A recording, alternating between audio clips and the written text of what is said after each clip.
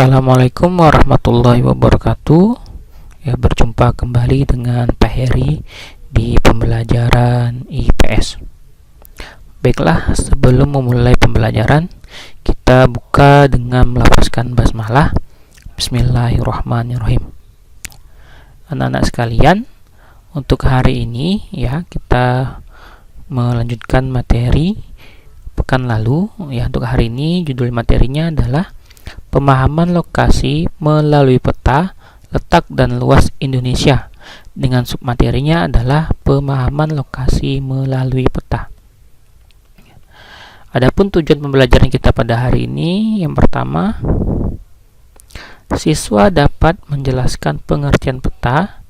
Yang kedua, siswa dapat menjelaskan komponen penyusunan peta. Yang pertama, siswa dapat menjelaskan pengertian peta. Dan yang kedua, siswa dapat menjelaskan komponen penyusunan peta. Ya, kita mulai materinya ya. Peri buka dengan gambar peta Indonesia.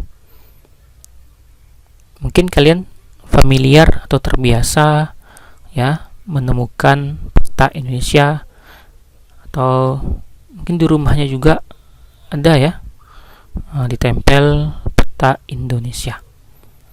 Ya, di situ bisa kalian lihat ya bentuk-bentuk pulau di Indonesia.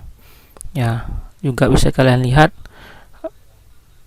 laut-laut dan selat-selat yang ada di Indonesia. Ya, jadi sebenarnya apa itu peta? Ya, iya mungkin tahu ya. Peta adalah gambaran permukaan bumi pada suatu bidang datar dan diperkecil dengan menggunakan skala. Peta adalah gambaran permukaan bumi pada suatu bidang datar dan diperkecil dengan menggunakan skala. Dari pengertian ini bisa kita pahami bahwa apa yang digambarkan di dalam peta itu adalah gambaran bentuk sebenarnya yang ada di permukaan bumi. Misalnya peta wilayah Indonesia, ya, peta Pulau Sulawesi, ya. Pulau Sulawesi di dalam peta digambarkan seperti huruf K, ya kan? Ya. Dan pada dasarnya memang ya sebenarnya bentuk dari Pulau Sulawesi yang sebenarnya adalah seperti huruf K. Ya, karena peta itu harus sesuai dengan bentuk aslinya, ya. Dan juga harus sesuai ukurannya dengan dihitung skalanya. Ya. Ya. Pada peta terdapat sejumlah informasi yang menyertainya. Ya, di dalam peta itu ada informasi-informasi yang ada di situ. Ya, makanya kalian harus bisa membaca peta agar dapat memperoleh informasi yang dibutuhkan. Ya, misalnya lokasi suatu tempat itu bisa dilihat dan diketahui di dalam peta. Ya, suatu peta dikatakan lengkap jika memiliki beberapa komponen. Ya, peta dikatakan lengkap jika memiliki unsur-unsur sebagai berikut. Yang pertama, judul peta. Yang kedua, skala peta. Yang ketiga, orientasi peta. Nomor 4, simbol peta. Yang kelima, garis koordinat. Nomor 6, inset. Yang ketujuh, legenda. Dan komponen yang ke-8, sumber dan tahun pembuatan peta. Ya, ada 8. Ya, 8 komponen atau unsur-unsur kelengkapan peta. Ya, akan kita bahas satu persatu. Oke, yang pertama, judul peta. Ya, judul peta itu menunjukkan isi suatu peta dan biasanya letaknya di atas. Posisinya biasanya di atas, ya. Di sini Pak Heri tampilkan gambar peta yang judulnya peta sebaran bahan tambang. Dari judulnya saja bisa kita ketahui di dalam peta itu menggambarkan atau menunjukkan wilayah-wilayah penghasil barang tambang. Ya. Nih, kalau misalnya peta persebaran hewan di Indonesia, maka akan ditemukan peta dengan gambar hewan-hewan di berbagai wilayah di Indonesia. Ya, nih. Tuh, jadi judul itu menggambarkan isi suatu peta. Ya. Yang kedua, skala peta. Skala peta menunjukkan perbandingan jarak di peta dengan jarak sesungguhnya. Ya, perbandingan jarak di peta dengan jarak sesungguhnya. Misalnya, peta skalanya 1/100.000. Itu artinya 1 cm di peta sama dengan 100.000 cm di jarak sebenarnya. Ya, misalnya, ya, kota A dengan kota B jaraknya 1 cm pada peta yang skalanya 1/100.000. Maka jarak sebenarnya antara kota A dengan kota B adalah 100.000 cm atau 1 kilometer. Ya, paham ya? Nih, jadi perbandingan antara jarak di peta dengan jarak sebenarnya. Oke, itu adalah skala. Skala dapat dibedakan menjadi dua. Ya, ada skala angka yang tadi PR sebutkan. 1/100.000 atau biasanya ada 1/250.000. Nah, itu tertulis angka. Kalau skala garis atau skala grafis atau biasa juga disebut dengan skala batang, nih, tuh PR sudah tampilkan gambarnya. Nih. Ya, ini adalah skala garis atau skala grafis atau biasa juga dikenal dengan skala batang. Oke, berikutnya yang ketiga adalah orientasi peta. Ya, orientasi peta atau biasa disebut dengan petunjuk ya arah mata angin. Ya, nih, biasanya sebuah peta memiliki orientasi arah utara. Ya. Nih, bentuk orientasi ditunjukkan oleh simbol berbentuk panah dengan bentuk yang bervariasi. Penempatannya atau letaknya di dalam peta biasanya di dalam kolom legenda atau bagian kosong pada peta. Ya, biasanya ini contohnya ini ya. Ini contoh orientasi atau petunjuk arah mata angin. Biasanya ya ditunjukkan panah ke atas dengan huruf U di atasnya. Itu berarti U artinya utara. Ya, kalau utara di atas, maka selatan di bawahnya. Sebelah kiri barat, sebelah kanan timur. Ya, nih, atau di sini ditampilkan juga nih. Ya, yang bintang lengkap ya. Nih, ada utara, selatan, barat, timur, timur laut, tenggara, barat daya dan barat laut. Nih. Tapi biasanya umum menggunakan adalah tanda panah dengan huruf U di atas. Itu adalah orientasi peta atau petunjuk arah mata angin. Oke. Berikutnya adalah simbol. Ya. Simbol peta adalah tanda khusus pada peta yang mewakili objek yang dipetakan. Simbol adalah tanda khusus pada peta yang mewakili objek yang dipetakan. Tujuan simbol peta adalah untuk memudahkan pengguna peta dalam membaca dan memahami. Ya, biasa digunakan untuk memudahkan kita. Ya, membaca dan memahami isi peta. Simbol peta dibedakan menjadi simbol titik, simbol garis, simbol warna, dan simbol area. Ya, simbol titik, simbol garis, simbol warna, dan simbol area. Nanti dijelaskan satu persatu. Yang pertama, simbol titik. Simbol titik pada peta dapat beragam bentuknya. Simbol titik dapat berupa lingkaran, bujur sangkar, segitiga, dan lainnya. Nih, Peri tampilkan contoh-contoh simbol titik ya. Nih. Yang kedua, simbol garis. Simbol garis dapat digambarkan dalam beragam bentuk dan ukuran ketebalan. Ketebalan garis dapat diatur sesuai dengan kaidah perpetaan. Ada kaidahnya ya. Nih, Peri tampilkan contoh simbol garis ya.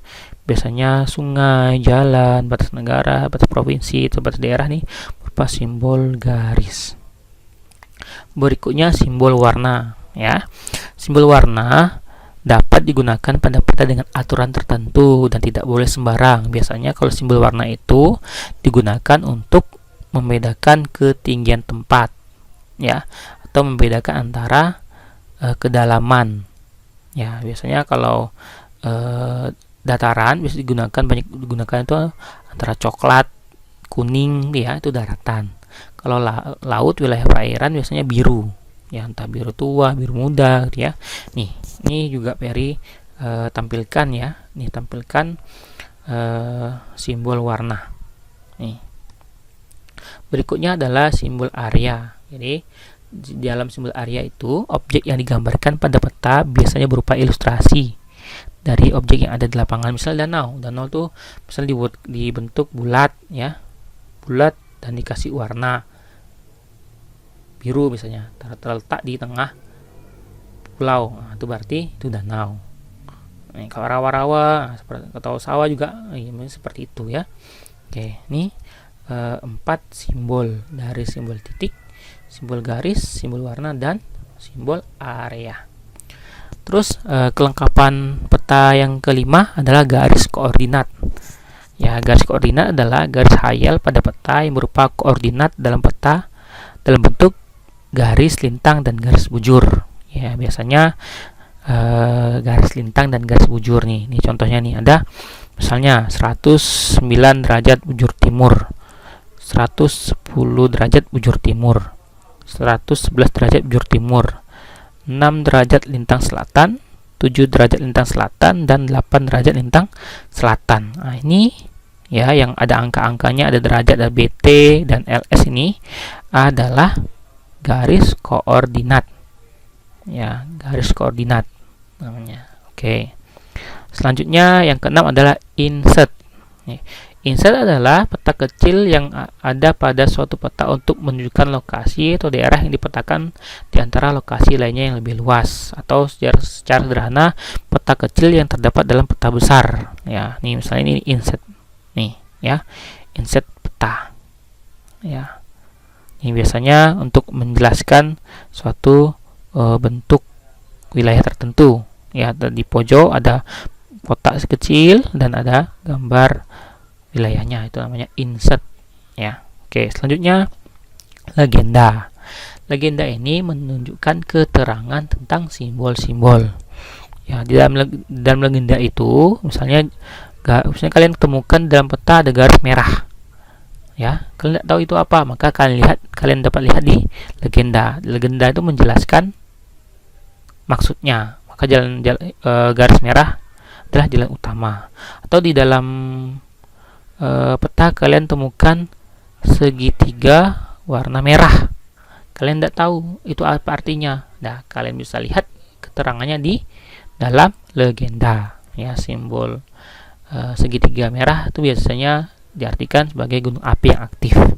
Ya, jadi semua yang terdapat di gambar-gambar, bentuk-bentuk, ya, yang terdapat di peta itu dapat kalian temukan artinya di dalam legenda.